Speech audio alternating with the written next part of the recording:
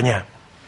Aquest és un document que no ha estat fàcil de treballar, és un document complex, que volem que sigui no solament descriptiu, sinó que permeti, com deia abans, elaborar polítiques concretes. Jo penso que en aquests anys hem fet una política d'habitatge, a mi en part, jo penso que em trobava com la caverna de Plató, no? Ja sabeu que a la caverna de Plató el protagonista havia de conèixer la realitat a partir de les ombres d'aquesta realitat. No ha sigut fàcil encarar polítiques d'habitatge perquè no hi havia tradició en polítiques d'habitatge de la ciutat, perquè s'havia pensat que el mercat ja generaria l'habitatge necessari.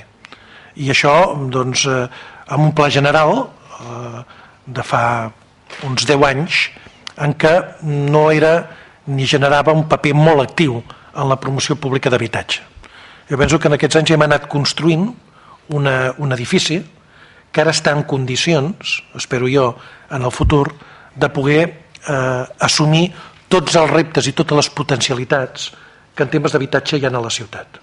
Per una part, hem demostrat que hi havia necessitats d'habitatge de protecció i totes les ofertes que hem fet han sigut àmpliament requerides per la població.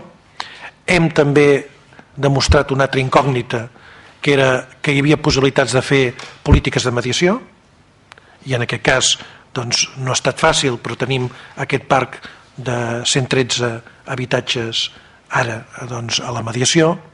Hem obert polítiques socials d'inclusió en l'àmbit de l'habitatge, com eren aquests habitatges d'inserció o d'inclusió. Hem ordenat la demanda d'habitatge a partir del registre i alhora ens plantegem doncs, una major capacitat d'influir en l'habitatge ja construït. I en aquest sentit, aquesta campanya que us deia de parlar amb els promotors i de trobar solucions a partir d'aquí.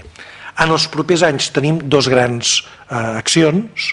Una és Domeny, que després de tots els problemes que hem tingut està en condicions en el proper any de ja començar a fer promocions.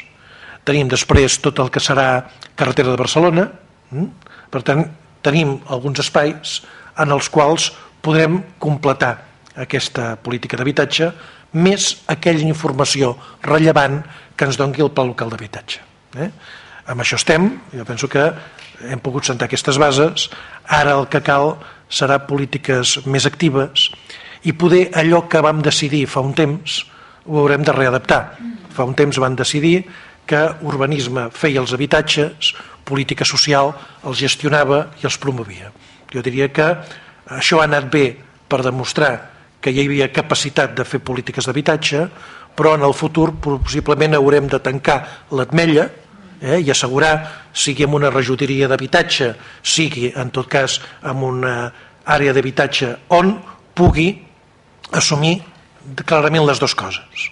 I també d'una manera clara l'operador que hem tingut fins ara a Vivendes de Girona penso que se'ns ha quedat petit, com a operador s'ha quedat petit i per això hem estat mirant, la Judit últimament, altres accions que han fet ajuntaments que tenen polítiques d'habitatge més desenvolupades per assegurar que en el futur l'operador sigui capaç d'actuar amb més celeritat i amb més capacitat d'actuació de la que fins ara ha tingut Vivendes.